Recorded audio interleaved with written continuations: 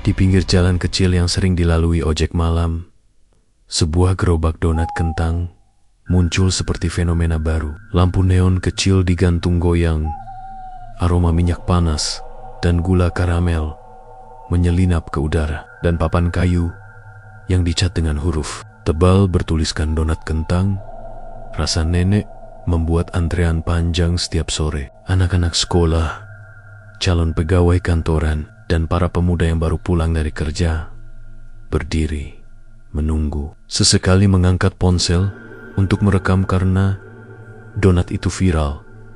Mereka bilang rasanya berbeda, lembut di dalam, renyah di luar, dan di atasnya gula halus, disapukan tipis seperti salju. Gula itu membuat semua orang menutup mata sebentar ketika gigitan pertama melewati bibir. Video-video mukbang dengan latar gerobak itu bertabur komentar.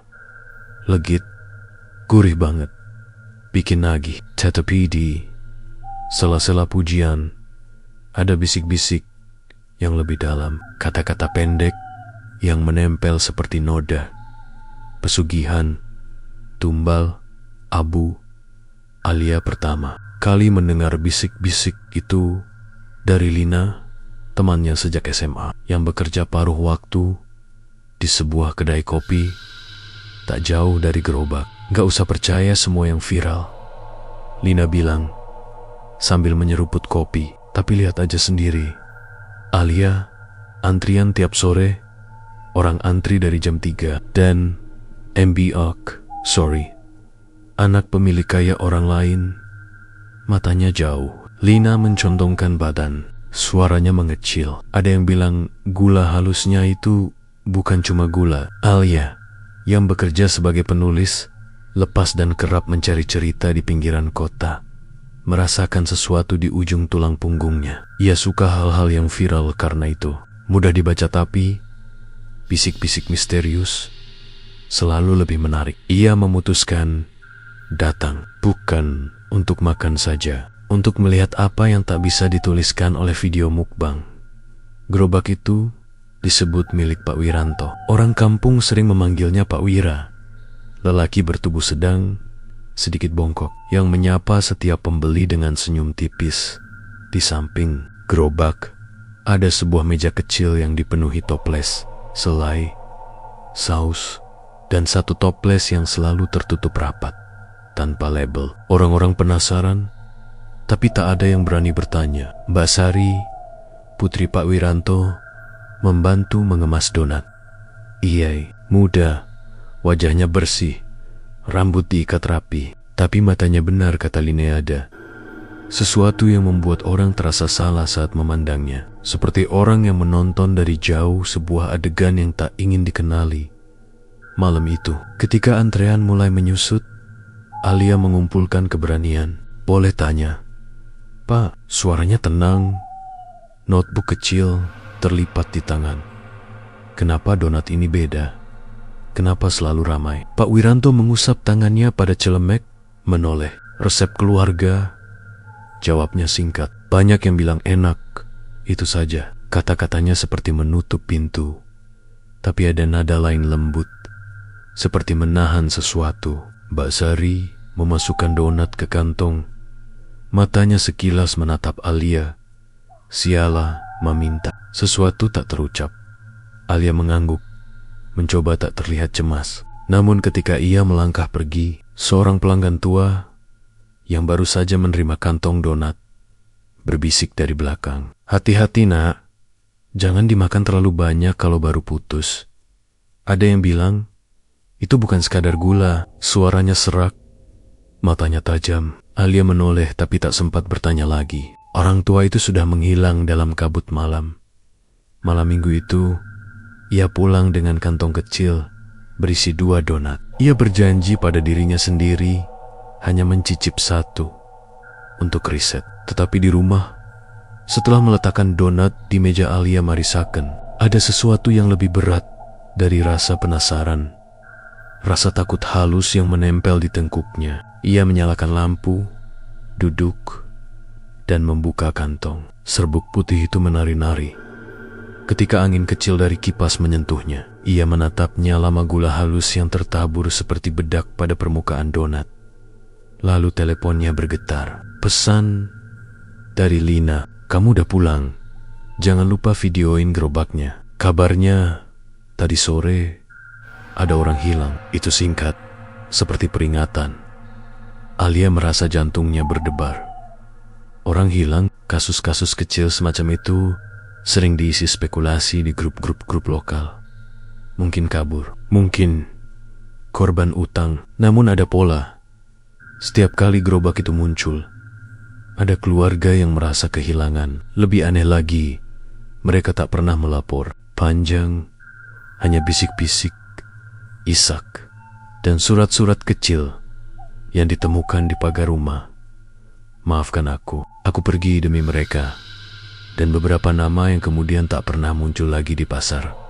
Malam itu, Alia memutuskan merekam, setidaknya untuk dirinya sendiri. Ia menyalakan kamera ponsel, merekam donat yang ia pegang. Ia ingin menangkap detail tekstur, butiran gula, kilau minyak. Lalu, tanpa sadar, ia mengangkat donat itu ke bibir dan menggigit. Rasa pertama, hangat, manis, dan ada sesuatu yang lain, seperti rempah samar yang membuat mata terpejam sejenak. Dalam videonya, terdengar suaranya sendiri.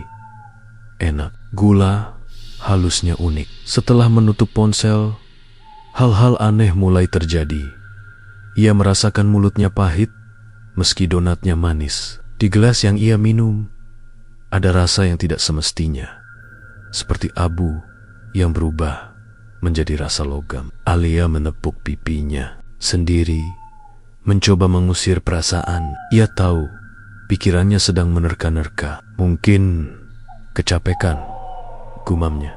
Tidur datang ringan atau tampak ringan. Namun mimpi yang menjemputnya bukanlah mimpi biasa. Dalam mimpi itu, ia berada di deretan rumah yang gelap. Ada cahaya kecil dari gerobak yang memanjang seperti perahu di laut malam.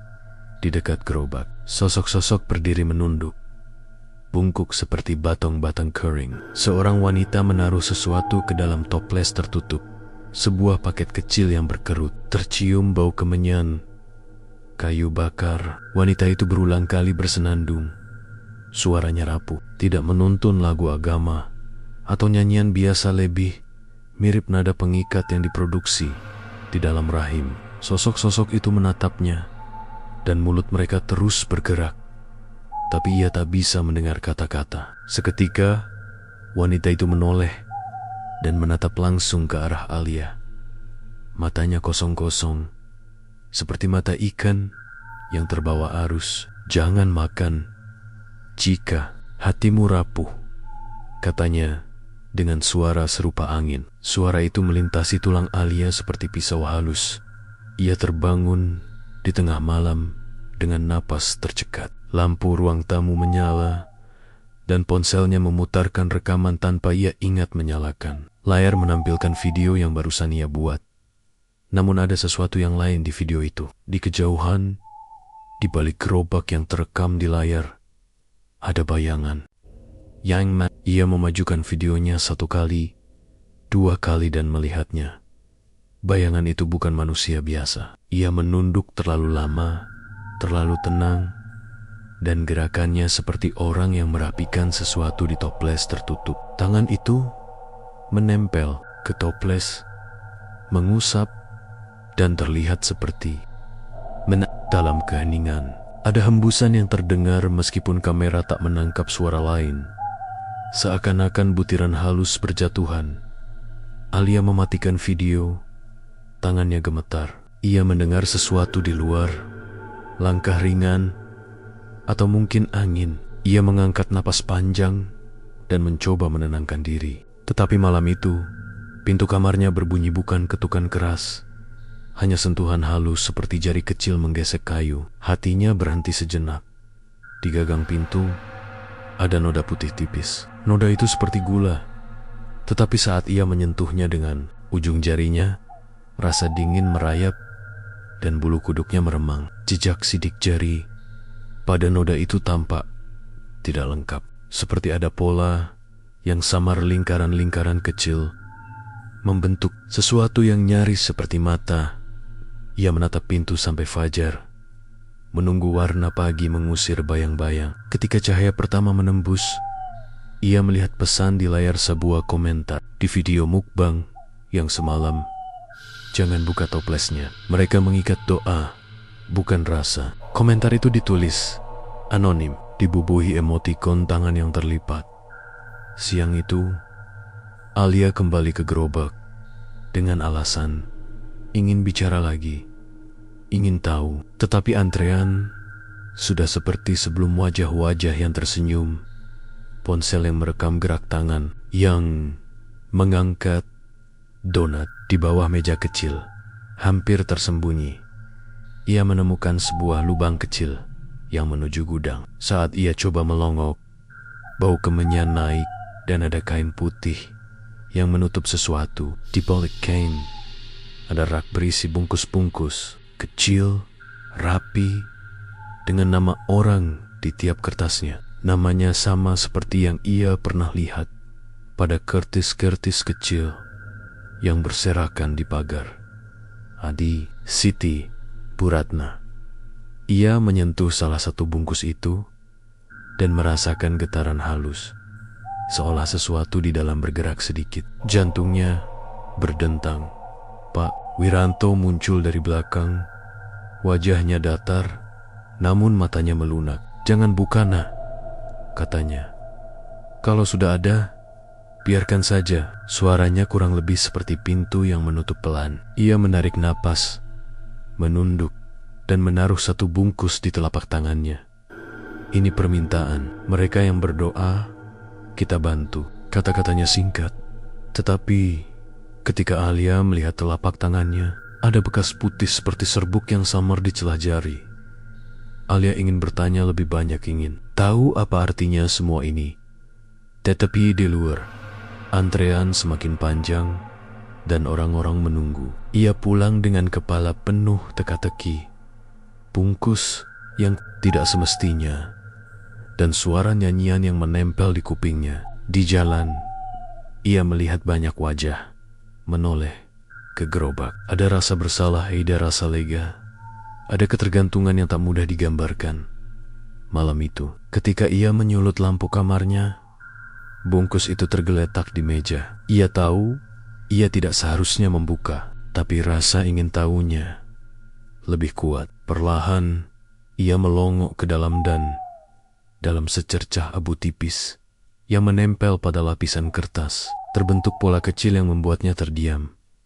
Pola itu bukan sekadar butiran. Ia tampak seperti jejak-jejak nama yang tak ingin disebut, seperti jejak yang menunggu untuk dikembalikan. Alia menutup mata. Di luar, suara gerobak terdengar lagi, seperti napas yang berputar di jalan. Sekilas ia mendengar seseorang berbisik, bukan dari bibir, tetapi dari jauh di dalam kepala. Kembalikan. Lalu sunyi. Hatinya tahu cerita belum selesai.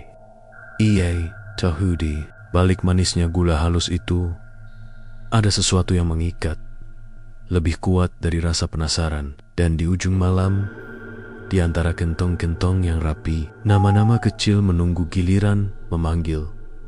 Siapa yang menemukan mereka, dan siapa yang akan membayar harga untuk menenangkannya. Sejak malam itu, Alia tidak pernah benar-benar tidur nyenyak. Setiap kali matanya terpejam, ia selalu melihat toples misterius di gerobak donat kentang itu. Toples kaca bening, tertutup rapat, tapi di dalamnya seolah ada bayangan yang bergerak, berputar seperti asap putih. Kadang ia mendengar bisikan lirih, samar seperti suara orang mengucap doa, atau mungkin ratapan pagi hari. Alia duduk di meja dengan segelas kopi dingin. Bungkus kecil yang semalam ia bawa pulang masih ada di sana, tergeletak, tak tersentuh. Ia sudah berjanji pada dirinya sendiri untuk tidak membukanya lagi. Tapi setiap kali matanya melihat lipatan kertas itu, ada dorongan kuat untuk mengetahui lebih banyak. Seolah bungkus itu bernapas, memanggil namanya pelan. Alia, Alia buru-buru memasukkan bungkus itu ke dalam laci, menutupnya rapat, dan berusaha meyakinkan diri bahwa semua hanyalah sugesti. Namun, suara lirih itu tetap menempel di telinganya, seperti bisikan yang mengikuti kemanapun ia pergi. Sore harinya, Alia kembali mendatangi gerobak donat. Kali ini ia membawa catatan kecil, pura-pura seperti seorang jurnalis yang ingin menulis tentang makanan viral. Antrian seperti biasa, panjang, orang-orang terlihat bahagia membeli. Tetapi mata Alia menangkap hal aneh. Setiap orang yang membeli donat sebelum pergi menunduk sejenak ke arah toples misterius itu. Bukan menatap lama, hanya sepersekian detik. Tapi pola itu jelas. Lebih aneh lagi, beberapa orang tersenyum lega setelah melihat toples itu, seolah beban berat di punggung mereka hilang begitu saja. Alia berusaha lebih dekat. Ia memperhatikan gula halus yang ditaburkan di atas donat. Tidak seperti gula biasa, butirannya lebih halus, terlalu halus, hampir seperti abu yang dipadatkan. Ketika terkena cahaya lampu neon, butiran itu memantulkan kilau redup yang tidak wajar, seolah-olah ada partikel hidup yang berdenyut di dalamnya. Mbak Sari menangkap tatapan Alia dengan senyum tipis. Ia berkata pelan, "Mbak, kalau cuma mau nulis artikel, tulislah yang baik-baik saja. Jangan terlalu banyak bertanya." Suaranya halus, tapi dingin. Alia terdiam. Ada sesuatu dalam suara itu yang membuat bulu kuduknya meremang. Malamnya, Alia memutuskan menonton ulang video rekaman donat yang ia ambil kemarin. Kali ini, ia memperhatikan detail demi detail. Pada menit kedua, tepat saat ia menggigit donat, ada sesuatu di latar belakang yang membuat darahnya berdesir. Sosok hitam, bukan pembeli, bukan juga Pak Wiranto. Sosok itu berdiri di balik gerobak, kepalanya miring, matanya kosong, memandang kamera. Tubuhnya kurus, kulitnya pucat seperti abu. Yang lebih menyeramkan, saat video dipost, sosok itu tampak tersenyum, dan di sudut bibirnya menetes serbuk putih sama, seperti gula halus yang menempel di donat. Alia langsung menutup laptopnya. Napasnya terengah. Ia memegang dadanya yang berdegup keras. "Ini bukan mimpi, kan?" bisiknya pada diri sendiri. Di luar rumah, suara langkah terdengar. Alia mencoba mengabaikan, tapi langkah itu tidak biasa berat, menyeret dan berhenti tepat di depan pintunya. Ia memberanikan diri mengintip lewat jendela. Tidak ada siapa-siapa, jalanan kosong. Namun, saat ia menoleh ke meja, bungkus kecil di dalam laci kini sudah berpindah ke atas meja, terbuka sedikit. Butiran putih berhamburan keluar, membentuk pola samar. Alia mendekot dan hampir menjerit ketika melihat pola itu. Menyerupai wajah-wajah seorang perempuan dengan mata kosong dan mulut terbuka lebar. "Jangan makan gula itu." Suara lirih terdengar lagi, bukan dari luar, tapi dari dalam kepalanya. Keesokan harinya, Alia mendengar kabar dari Lina. "Kamu tahu nggak? Ada yang bilang si Arman hilang. Terakhir kali dia beli donat kentang itu. Ibunya nemuin secari kertas di meja kamarnya. Katanya dia pergi buat membayar sesuatu." Alia tertegan. Kertas, nama, bungkus kecil, semua mulai terhubung di kepalanya. Ia yakin benar bahwa donat ini bukan sekadar makanan viral. Ada yang dikorbankan, ada jiwa yang ditukar dengan rasa manis itu. Dan entah kenapa, Alia merasa dirinya sekarang ikut terseret ke dalam lingkaran hitam itu. Bungkus kecil yang ia simpan sudah menjadi pintu. Gula halus itu bukan sekadar topping, melainkan abu tumbal, serpihan jiwa yang telah dipersembahkan dalam ritual. Malam ketiga, suara-suara semakin jelas. Alia tidak hanya mendengar bisikan, tapi juga ketukan di dinding, langkah di lorong rumah, dan suara seseorang tertawa kecil di dekat telinganya. Ia mencoba membaca doa, mencoba menenangkan diri. Namun, Semakin ia melawan, semakin keras bisikan itu terdengar. Saat ia menutup mata, bayangan gerobak donat muncul lagi. Sosok hitam dengan serbuk putih di bibirnya melambaikan tangan, seolah memanggil Alia untuk mendekat. Dan di luar jendela kamarnya, samar-samar terlihat Pak Wiranto berdiri. Ia tidak mengetuk pintu, tidak juga memanggil. Ia hanya berdiri dalam diam, menatap rumah Alia dengan senyum tipis. Senyum yang sama seperti ketika ia melayani pelanggan di gerobaknya. Namun kali ini, mata Pak Wiranto memancarkan sesuatu yang berbeda, tatapan seseorang yang sedang menunggu tumbal baru. Malam itu, Alia tidak bisa tidur sama sekali. Bayangan Pak Wiranto yang berdiri menatap rumahnya dari kejauhan terus melekat di kepala. Ia yakin itu bukan mimpi, karena jejak sepatu tanah basah masih terlihat di depan pagar ketika pagi menjelang. Ia mulai merasa hidupnya diawasi. Setiap kali ia melangkah keluar rumah, ada mata-mata tak kasat mata yang mengintai. Burung gagak yang biasanya jarang terlihat di lingkungan kota, kini sering hinggap di kabel listrik depan rumahnya, menatap tanpa bergerak. Namun yang paling membuat Alia ketakutan adalah bungkus kecil yang masih ia simpan. Ia sudah mencoba membuangnya ke tempat sampah, bahkan sempat menaruhnya di kali kecil di belakang rumah. Tetapi setiap kali ia pulang, bungkus itu kembali ada di meja kerjanya, dengan lipatan rapi seperti semula.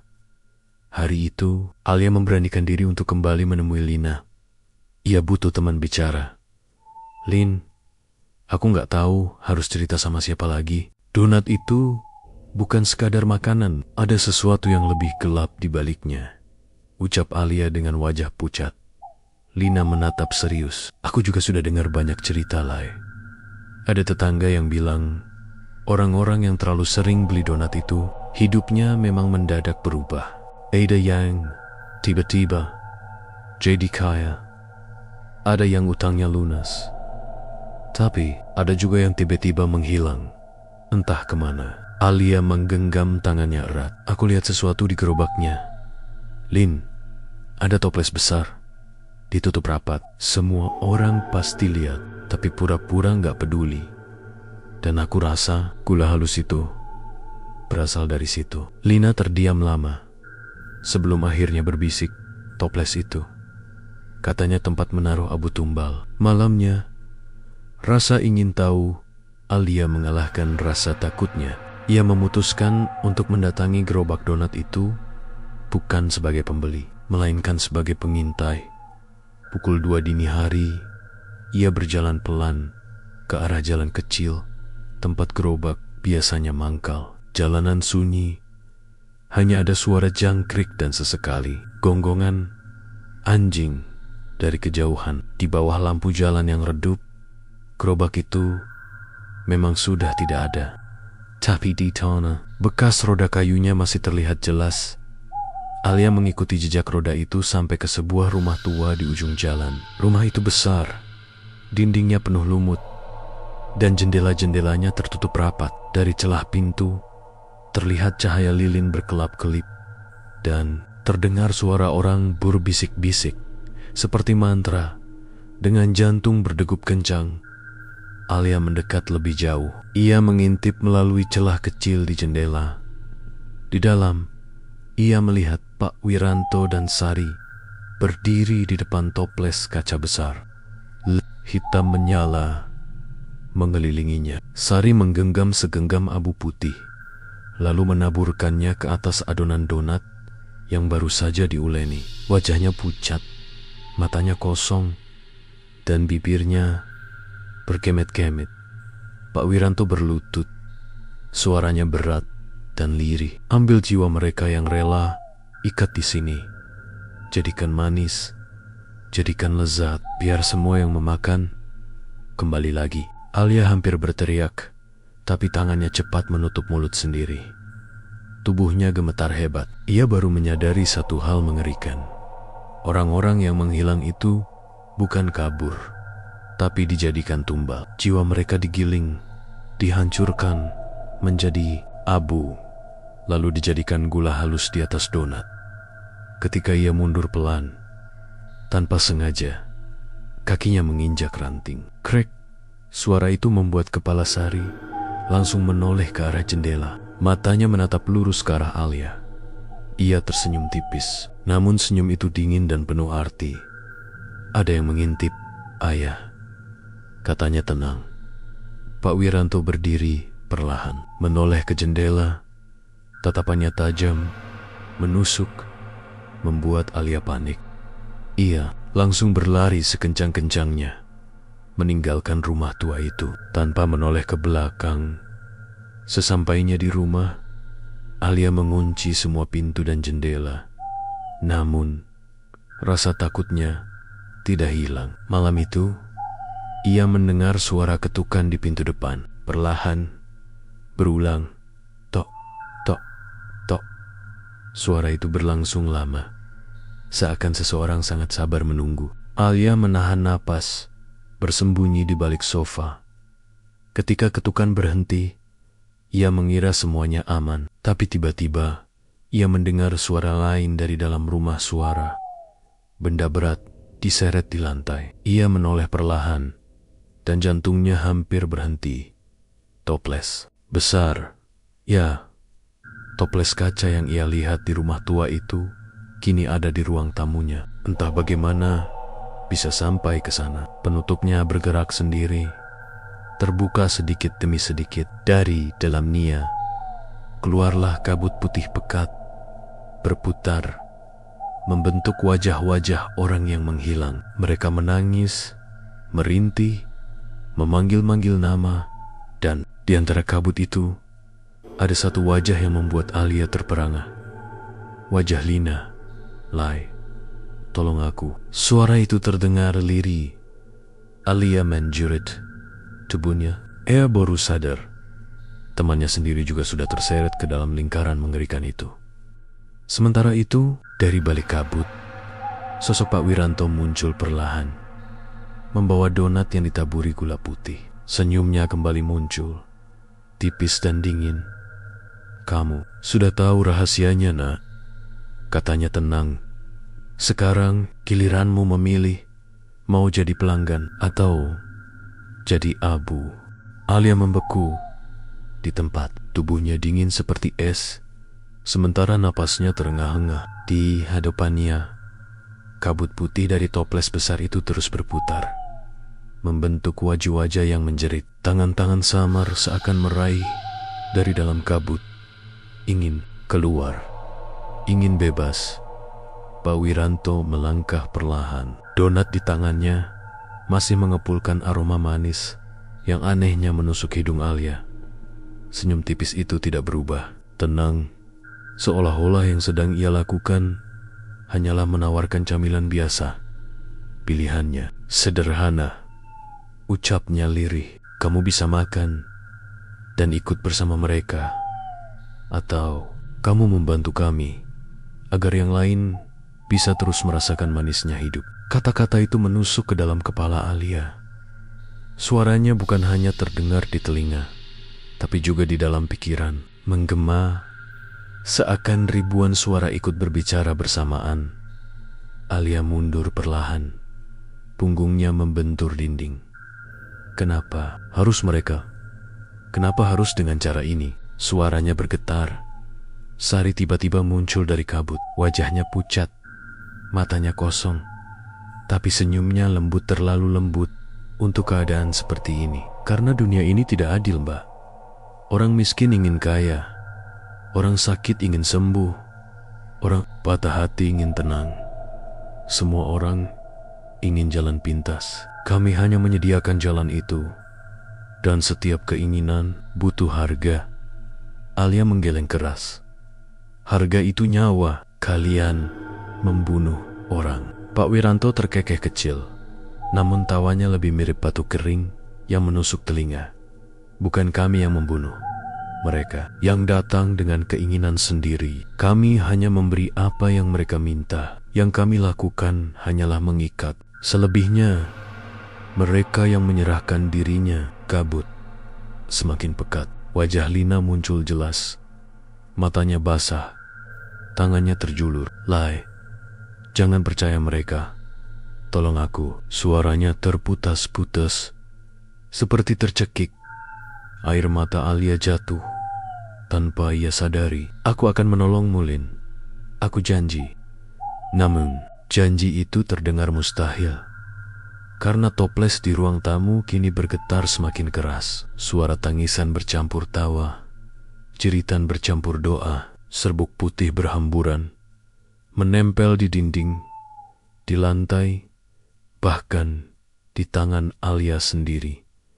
Tangan itu terasa dingin, lalu berubah gatal. Alia menatap telapak tangannya, dan ia hampir menjerit ketika melihat butaran-butaran kecil gula putih mulai menempel dan menyatu dengan kulitnya, seolah kulitnya sendiri perlahan terurai menjadi abu.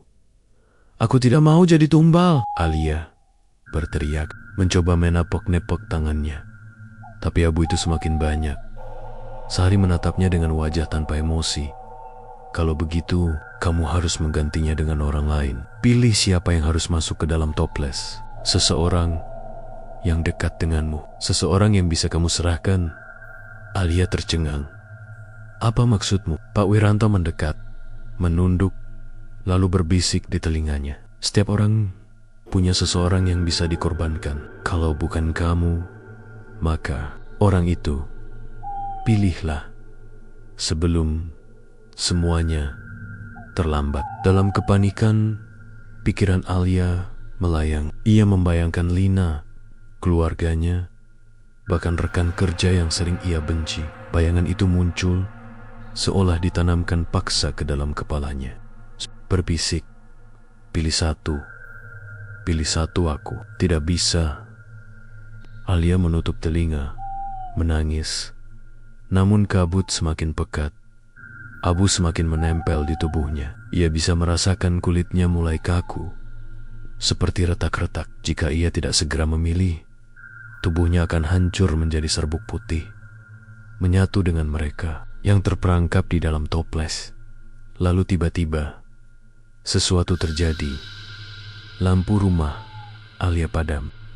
Celup total. Hanya cahaya pucat dari toples yang menyinari ruangan. Suara-suara semakin keras, sampai akhirnya hening. Dari dalam toples, satu sosok keluar. Bukan kabut, bukan wajah samar, melainkan tubuh utuh seorang perempuan. Rambutnya panjang, kusut, bajunya compang-camping, matanya hitam penuh amarah. Wajahnya rusak, seakan terbakar sebagian, tapi tetap bisa dikenali. Itu Lina, namun bukan Lina yang Alia kenal. Sosok itu berjalan pelan, mendekati Pak Wiranto dan Sari. Suaranya parau, tapi penuh dendam. Kalian sudah janji padaku. Kalian janji aku akan tenang, tapi kenapa aku masih terjebak? Pak Wiranto mundur satu langkah. Wajahnya untuk pertama kali terlihat tegang. Kau belum rela, kau masih ada ikatan di dunia ini. Sari menambahkan pelan, selama ada yang memanggil namamu, kau tidak akan pernah pergi. Alia sadar dialah yang membuat Lina kembali. Karena janji yang ia ucapkan, karena panggilan penuh harap untuk menolong temannya. Lina menoleh ke arah Alia. Matanya basah, tapi senyumnya getir. Lai, kamu bawa aku kembali. Sekarang, tolong aku habisi mereka. Seketika, lilin-lilin hitam padam toples besar itu pecah, menghantam lantai dengan suara memekakan telinga. Abu putih berhamburan, membentuk pusaran besar yang memenuhi seluruh ruangan. Pak Wiranto berteriak, tubuhnya terhisap ke dalam pusaran itu. Sari berusaha kabur, tapi kabut lebih cepat, merenggut tubuhnya hingga hanya teriakan yang tersisa. Alia berlutut, menutup wajah, tubuhnya gemetar hebat. Ia merasakan abu menyelimuti kulitnya, masuk ke dalam paru-parunya, membuatnya hampir tak bisa bernapas. Namun, di tengah kekacauan itu, suara Lina terdengar jelas. Lari, Li, aku akan menahannya. Selagi bisa dengan sisa tenaga, Alia bangkit dan berlari keluar rumah. Malam terasa panjang, jalanan kosong, tapi ia terus berlari tanpa menoleh. Dari belokong, suara jeritan bercampur tawa masih terdengar, makin lama makin jauh, hingga akhirnya hanya sunyi yang tersisa. Saat sampai di ujung jalan, Alia terhuyung, hampir jatuh. Nafasnya memburu, tubuhnya penuh abu putih. Ia menatap tangannya, abu itu masih ada, masih menempel. Dan sebelum ia pingsan, ia mendengar bisikan terakhir di telinganya. Suara Lina, "Kamu belum bebas, Le. Toples itu hancur. Tapi pengikatnya belum. Mereka akan mencarimu." Gelap, menelan, segalanya. Alia terbangun dengan tubuh lemah di kamarnya sendiri. Ia tidak tahu bagaimana bisa kembali ke rumah.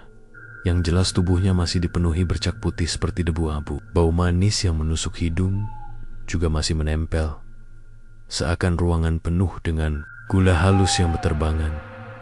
Ia mencoba bangun, tapi kepalanya pusing. Di meja, bungkus kecil yang dulu ia simpan kini terbuka sepenuhnya. Kertasnya sudah hangus di tepi, dan di atasnya ada tulisan samar seolah ditulis dengan bara api. Janji harus ditepati. Alia terdiam, matanya membelalak. Ia tahu siapa yang menulisnya, arwah-arwah di balik toples, terutama Lina. Malam itu, ketika hujan deras mengguyur kota, Alia mulai mendengar suara-suara di seluruh rumah. Ketukan pelan di pintu kamar, bisikan di telinga, langkah kaki di lorong. Semua terdengar jelas, meski rumahnya sepi. "Bebaskan kami." "Janji, jangan ingkari Alia. Kamu satu-satunya yang bisa." Tubuh Alia gemetar. Ia menutup telinga dengan bantal, tapi suara itu justru semakin keras, menembus kepalanya. Sesekali, bayangan samar muncul di cermin. Wajah orang-orang yang ia lihat di pusaran abu, dengan mata kosong, mulut menganga, seolah berteriak tanpa suara. Yang paling sering muncul adalah wajah Lina. Kadang wajah itu menangis, kadang tersenyum, kadang hanya menatap kosong. Pagi harinya, Alia mencoba mencari bantuan. Ia mendatangi seorang dukun tua yang terkenal bisa menolak ilmu hitam. Rumah sang dukun berada di ujung desa, dindingnya penuh daun kering dan botol berisi cairan aneh. Dukun itu menatap Alia lama, lalu berkata, "Aku sudah dengar tentang gerobak donat itu. Pesugihan pengikat jiwa. Mereka yang memakannya bukan hanya pelanggan, tapi juga calon tumbal." Alia menelan ludah. "Lalu apa aku sudah terikat?" Dukun itu menghela napas berat. "Abu itu sudah menempel di tubuhmu. Mereka menandaimu. Jika tidak kau selesaikan, cepat atau lambat, kau juga akan menjadi bagian dari mereka." "Bagaimana caranya?" Alia memohon. Toplesnya memang hancur, tapi ikatan tidak hilang. "Masih ada orang yang makan donat itu. Tumbal baru akan lahir. Kau harus menghentikan gerobak itu, membakar tempat asalnya, dan menutup pintu antara dunia mereka dan dunia kita." Alia merasa tubuhnya semakin dingin mendengar kalimat itu. Ayai tahu tugas itu bukan hal kecil. Malam berikutnya, teror semakin menjadi. Saat Alia menatap keluar jendela, ia melihat antrean panjang di depan rumahnya sendiri. Bukan orang hidup, melainkan arwah-arwah dengan wajah abu. Mereka berdiri diam, memegang uang lusuh, menunggu gerobak donat yang tidak ada. Ketika Alia menutup gorden, suara mereka terdengar bersamaan. "Donat, donat, gula halus, gula halus." Ia hampir gila. Tubuhnya lemas, keringat dingin bercucuran. Tiba-tiba, listrik padam. Jelek gelit. Dari ruang tamu, terdengar suara roda kayu berderit. Krek, krek, krek. Alia memberanikan diri mengintip. Dan benar gerobak donat itu ada di dalam rumahnya. Meski tidak mungkin ada jalan masuk. Lampu neon merah menyala, redup, gula halus berterbangan di udara. Pak Wiranto berdiri di belakang gerobak. Senyumnya sama. Aku sudah bilang, nak, sekali kau tahu rahasia ini, tak ada jalan keluar. Sekarang giliranmu memilih jalan. Kau bisa lanjutkan, atau kau jadi abu. Sorry, Mangkil. Di sampingnya, wajahnya pucat, matanya masih kosong. Tapi kali ini, ada darah menetes dari sudut bibirnya, bercampur dengan gula putih. Ia menatap Alia dalam-dalam, lalu berkata, kami tidak bisa berhenti. Kalau kau menghentikan, maka semua arwah akan menagih balas dendam. Dan kau yang akan mereka buru pertama kali. Alia terpoyak. Ia merasakan hawa dingin menusuk tulangnya. Kabut putih kembali keluar dari toples baru di atas gerobak. Dari dalamnya, suara Lina terdengar. Li, tolong, selesaikan. Jangan biarkan yang lain ikut terjebak. Bakar, hancurkan. Jangan biarkan siapapun lagi makan donat ini. Suara itu membuat Alia goyah. Ia tahu ada dua jalan. Ikut dalam ritual dan jadi penerus pesugihan, atau menghancurkan semuanya dengan risiko nyawanya sendiri jadi korban. Sementara itu, arwah-arwah di sekitar rumah semakin banyak. Mereka mengetuk dinding, mengguncang jendela, berteriak-teriak meminta dibebaskan. Alia akhirnya menguatkan diri. Dengan suara bergetar tapi tegas, ia berkata, aku tidak akan jadi penerus. Aku akan mengakhiri ini semua, meski harus melawan kalian. Pak Wiranto tertawa pelan, tapi tawanya kali ini terdengar penuh amarah. Kalau begitu, bersiaplah, arwah-arwah itu akan menagih padamu, nak. Kau sudah memilih jalan paling sulit. Gerobak itu lenyap dalam sekejap, meninggalkan ruang tamu kosong. Tapi lantai penuh gula putih menebarkan aroma manis yang membuat Alia mual. Di balik aroma itu, Alia mendengar satu kalimat bergema di seluruh rumah. Suara ribuan arwah bersatu. Kami akan datang padamu, Alia. Sejak malam ketika gerobak itu muncul di ruang tamu, hidup Alia tidak pernah sama. Ia tidak lagi bisa tidur nyenyak. Setiap kali memejamkan mata, selalu ada bisikan di telinga. Selalu ada wajah arwah muncul di cermin atau di sudut kamar. Hari-hari Alia dipenuhi rasa was-was. Ketika berjalan ke kampus, ia merasa ada yang mengikuti dari belakang. Saat makan, bau gula halus menyusup ke nasi goreng, mie instan, bahkan air putih yang ia minum. Bau itu membuat perutnya mual, membuat tubuhnya gemetar, seolah-olah abu tumbal mulai menyatu dalam darahnya. Namun satu hal yang terus ia ingat adalah pesan Lina dari dalam kabut. Bakar, hancurkan. Jangan biarkan siapapun lagi makan donat ini. Pertemuan dengan dukun tua Alia kembali mendatangi dukun tua di ujung desa. Kali ini dengan wajah lebih pucat dan mata penuh lingkar hitam. Pak, saya tidak bisa bertahan lagi. Arwah itu selalu mengikutiku, ucap Alia dengan suara bergetar. Dukun itu menatapnya lama, lalu menghela napas. Aku sudah bilang, nak, kau sekarang menjadi kunci. Hanya kau yang bisa mengakhiri rantai pesugihan ini. Alia menelan ludah. Bagaimana caranya? Hanya api yang bisa membersihkan abu mereka. Kau harus mencari sumber utama pesugihan. Ini tempat asal di mana Pak Wiranto pertama kali memanggil arwah-arwah itu. Biasanya, tempat semacam itu tidak jauh dari dapur utama atau tempat gerobak disimpan. Alia terdiam, wajahnya pucat. Ia tahu apa yang dimaksud. Gudang tua di belakang rumah Pak Wiranto. Tempat itu selalu terkunci dan tidak ada seorang pun yang berani mendekat.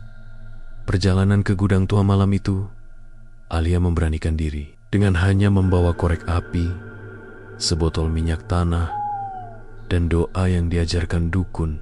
Ia berangkat. Jalanan sepi.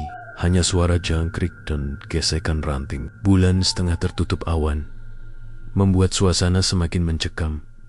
Saat sampai di halaman rumah Pak Wiranto, Alia merasakan hawa dingin menusuk. Angin bertiup membawa aroma manis bercampur busuk, seperti gula yang terbakar. Dari jauh, ia melihat gudang tua berdiri gelap.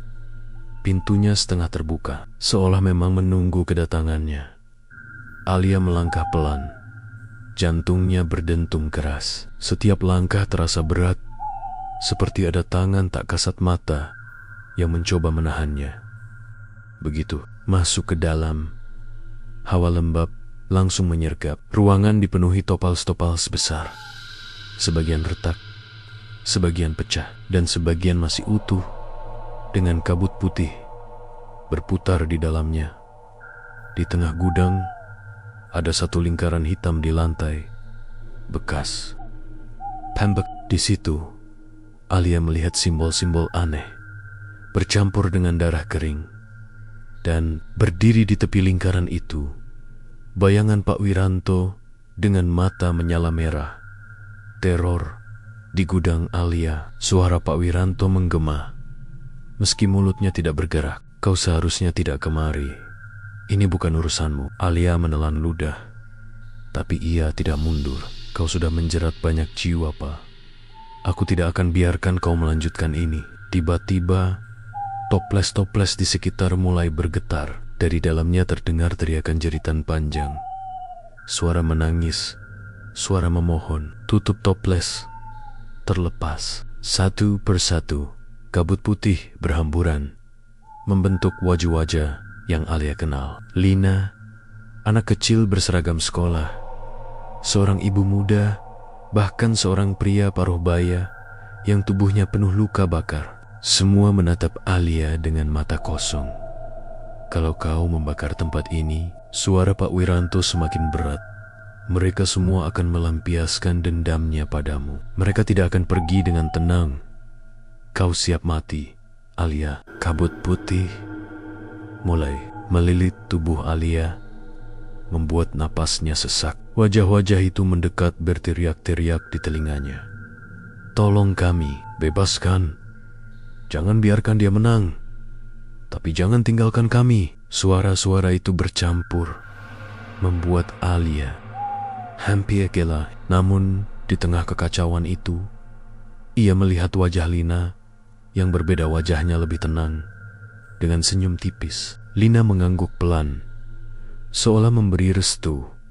Api yang menyala dengan seluruh tenaga yang tersisa. Alia menyiram minyak tanah ke lantai, mengenai lingkaran hitam dan simbol-simbol darah. Kabut-kabut itu meraung keras, seperti ribuan orang disiksa bersamaan. Alia, jangan! Pak Wiranto berteriak. Suaranya mengguncang seluruh ruangan. Tangan Alia gemetar saat menyalakan korek api. Dalam sekejap, api kecil menyala, memantulkan wajah-wajah arwah yang menatapnya. Kalau ini harus berakhir dengan aku ikut terbakar, aku tidak peduli. Alia berbisik. Lalu ia melemparkan api itu. Wush, api langsung membesar, menyambar simbol-simbol di lantai, menjilat toples-toples di sekitarnya. Jeritan arwah-arwah terdengar semakin keras, bergema di seluruh gudang. Kabut putih terbakar, berubah menjadi asap hitam pekat. Pak Wiranto menjerit marah.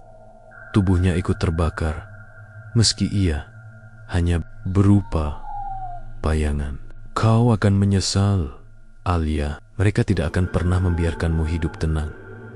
Alia berlari keluar, tubuhnya hampir roboh. Api menjalar cepat, menyambar atap gudang. Dari luar, ia melihat asap hitam membubung ke langit, bercampur dengan suara-suara yang menghilang perlahan. Setelah api malam itu, gudang Pak Wiranto habis terbakar. Warga sekitar hanya berbisik-bisik, mengatakan gudang tua yang sudah lama kosong itu terbakar sendiri. Tidak ada yang berani mendekat. Alia duduk di tepi jalan, tubuhnya penuh abu, matanya kosong menatap api yang menjilat-jilat. Di telinganya, suara arwah semakin lama semakin pudar. Namun, sebelum benar-benar hilang, Alia mendengar satu kalimat samar dari Lina. Terima kasih, tapi ingat, Pintu itu belum sepenuhnya tertutup. Alia terdiam. Tubuhnya bergetar. Ia tahu, meski gudang sudah terbakar, rantai pesugihan itu belum sepenuhnya berakhir. Masih ada sesuatu yang lebih besar, sesuatu yang mungkin lebih berbahaya. Dan ia tahu, ini baru permulaan. Api yang membakar gudang Pak Wiranto sudah padam sejak 3 hari lalu, meninggalkan hanya abu hitam dan bau hangus yang tidak kunjung hilang. Warga sekitar masih sering berbisik-bisik, mengatakan bahwa malam kebakaran itu terdengar suara jeritan panjang yang tak seperti manusia. Ada yang bersumpah melihat bayangan orang-orang berlari di tengah api. Ada pula yang mengaku mendengar tangisan perempuan. Alia, sejak malam itu, tidak pernah merasa sama lagi. Ia memang tidak lagi diganggu wajah-wajah arwah yang terus-menerus menghantuinya. Namun tidurnya tetap gelisah. Setiap malam ia bermimpi berada di lautan abu dengan genteng pucat yang meraih dari bawah, seolah ingin menariknya ikut. Pagi itu, Alia memberanikan diri kembali ke lokasi gudang. Yang tersisa hanyalah tanah gosong, puing-puing arang, dan udara yang terasa lebih dingin daripada tempat lain. Ia berdiri lama di sana, berharap semuanya sudah berakhir. Namun ketika ia jongkok, ia melihat sesuatu di tanah. Sebuah toples kecil, utuh, tidak pecah. Toples itu tertutup rapat. Tondi di dalamnya masih ada kabut putih yang berputar pelan. Alia terpaku, jantungnya berdentum kencang. Tidak mungkin, aku sudah membakar semuanya, bisiknya dengan suara parau. Tiba-tiba, kabut putih di dalam toples itu membentuk wajah Lina. Bibirnya bergerak, meski tanpa suara. Alia merasakan bulu kuduknya merinding. Ia mendekat, lalu terdengar suara samar, lirih, nyaris seperti bisikan di balik kaca. Pintu sudah terbuka. Bayangan di kampus sejak menemukan toples itu, hari-hari Alia kembali penuh teror. Di kampus, ia melihat bayangan hitam berdiri di pojok ruangan kelas, meski tak ada seorang pun yang menyadarinya. Saat makan siang, gula halus tiba-tiba muncul di atas nasi gorengnya, menempel seperti salju putih. Teman-temannya mulai khawatir. Wajah Alia semakin pucat, tubuhnya semakin kurus, dan ia sering melamun sambil menatap kosong. Namun, Alia tahu ini bukan sekadar bayangan. Ini adalah pertanda. Api memang membakar gudang, tapi api itu sekaligus membuka jalan yang lebih besar. Apa yang dulu hanya terbatas di gudang, kini mulai menyebar keluar. Arwah-arwah itu tidak lagi terikat pada toples. Mereka bebas. Malam terakhir malam, itu hujan turun deras. Langit penuh petir. Alia berdiam di kamarnya dengan toples kecil itu di meja. Ia menutup semua jendela, menyalakan lilin dan berdoa. Namun, semakin lama lilin itu menyala, semakin aneh suasana kamar. Udara menjadi dingin menusuk, dinding kamar seperti bernafas, dan bayangan bergerak sendiri. Toples di meja mulai bergetar. Kabut putih di dalamnya semakin liar, berputar kencang seperti badai. Alia, suara ribuan orang terdengar sekaligus, bergema di seluruh kamar. Kau sudah membuka jalan. Pintu itu kini terbuka. Kami bebas. Alia menjerit, menutup telinga. Namun, suara itu tidak berhenti. Ia melihat bayangan keluar dari toples, menjelma menjadi sosok-sosok yang ia kenal. Lina, anak kecil berseragam sekolah, ibu muda, bahkan pria tua dengan tubuh terbakar. Mereka berdiri mengelilinginya, wajah kosong, mata hitam pekat. Lina melangkah paling depan, kali ini tanpa senyum. Terima kasih, Alia. Kau sudah membakar belenggu kami, tapi kau lupa satu hal. Pintu yang kau buka tidak hanya untuk kami, tapi juga untuk sesuatu yang lebih besar. Alia menatapnya, tubuhnya gemetar. Hibak, apa maksudmu? Tiba-tiba, lantai kamar bergetar. Dari bawah ranjang, retakan hitam muncul, melebar seperti mulut raksasa. Angin kencang menyedot masuk, membawa aroma gula terbakar bercampur bau busuk yang menyengat. Dari retakan itu, mengkil tanggen-tanggen, hitam raksasa, berlumuran abu. Suara tawa mengerikan, menggema, lebih berat, lebih dalam, lebih tua daripada suara arwah manapun. Hah, hah, hah. Akhirnya, aku bebas. Arwah-arwah yang tadi mengelilingi Alia mundur ketakutan. Bahkan Lina menunduk. Wajahnya pucat. Itu bukan bagian dari kami. Dari retakan itu bangkit sosok tinggi, lebih besar dari manusia. Tubuhnya diselimuti abu. Wajahnya tanpa bentuk. Hanya mulut besar yang terus tertawa. Alia menjerit, mencoba lari, tapi pintu terkunci. Lilin, ruangan dipenuhi bau manis yang menusuk hidung. Sosok itu meraih Alia dengan tangan hitamnya. Dan sebelum ia sempat melawan, seluruh tubuhnya tersedot ke dalam retakan bersama jeritan panjang yang memecah malam. Keesokan paginya, warga mendapati kamar Alia kosong. Tidak ada tanda-tanda perlawanan. Hanya gula halus menutupi seluruh lantai seperti salju. Di atas meja, toples kecil itu kini kosong. Kabut putihnya hilang. Namun di dinding kamar terbakar samar seperti ukiran api. Ada satu kalimat, pintu sudah terbuka. Kami akan selalu lapar. Dan sejak malam itu, setiap kali ada gerobak donat kentang berjualan di sekitar kota, orang-orang sering mengaku melihat wajah samar-samar di taburan gula halusnya. Wajah yang menangis, wajah yang berteriak, wajah yang mirip Alia.